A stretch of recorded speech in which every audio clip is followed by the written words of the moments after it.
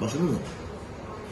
Merhaba. Şu anda size A920 Pax Android tabanlı olan touch modelini, Quartz Code sistemi olan modelinin size kurulumuyla ilgili, Wi-Fi settingi ile ilgili birkaç bilgi vereceğim. Önce makineyi açmak için şurada yan tarafta bir düğmesi var, on-off düğmesi var. Basıyorsunuz ve makine kendi haline geliyor, on haline geliyor. Makinenin üzerine tıkladıktan sonra ana ekrana gelmiş oluyorsunuz. Şu anda ana ekrandasınız. Yani ana ekrandasınız. Size makinenin ana ekranı ile ilgili Wi-Fi'ye bağlama şeklini göstereceğim şu anda. Wi-Fi'ye bağlamak için şu sağ üstte 3 nokta var. Bu 3 noktaya basarsanız direkt hızlı bir şekilde makinenin Wi-Fi settingini görüyorsunuz. Wi-Fi settingini iPhone ve Android telefonlarda olduğu gibi direkt otomatik kendisi tarıyor. Şu sağ üstte 10 olması gerekiyor. Bakın şu an kapatıyorum. Şu an açıyorum. Açtım. Bu açık olması lazım. Yeşil bir şekilde olması lazım. Yeşil olduktan sonra kendisi otomatik bağlantılı, o zaman ilk yaptığınız zaman şeyi görmez. Burada hangi network'e bağlayacağınızı görmez.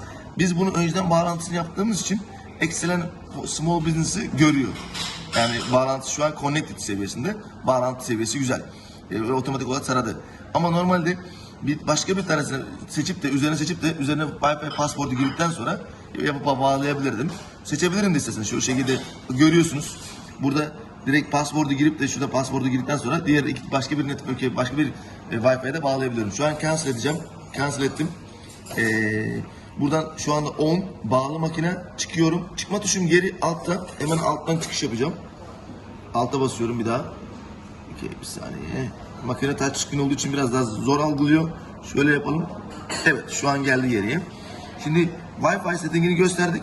Bu Wi-Fi settinginin dışında yeni kullananlar için küçük bir şey daha göstermek istiyorum. Satış nasıl yapıyorsunuz?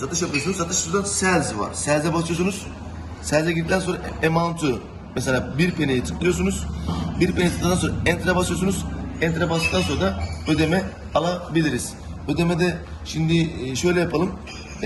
Cancel kısmına bir penny'lik bir ödeme transaction yapalım. Bir penny yapalım. Dokunduruyorum şu anda. Bakın bir penny hemen saniyesinde ödeme gerçekleşti ve ödeme approve oldu. Bir penny geçti. Şu anda burada eğer ki müşteriye receipt vermek istiyorsanız yes'e basabilirsiniz. Ama müşteriye vermek istemezseniz burada printer'dan şey yapmak isterseniz, yani print etmek gerek yoksa no'ya basıyorsunuz. Burada kağıt tasarrufu sağlayabiliyorsunuz. Şu an sadece bir tane print verdi. Bu printte Virgin, kopyanın kendisi için, yani müşterinin ziyaret iş yeri sahibi tek bir tane kopyası var. Eğer iki kopya isterseniz basmanız gerekiyor. Burada bu makinelerden bu kadar. Şu an için bu kadar. Teşekkür ederim. Bir sonraki videoda görüşmek üzere. Teşekkürler.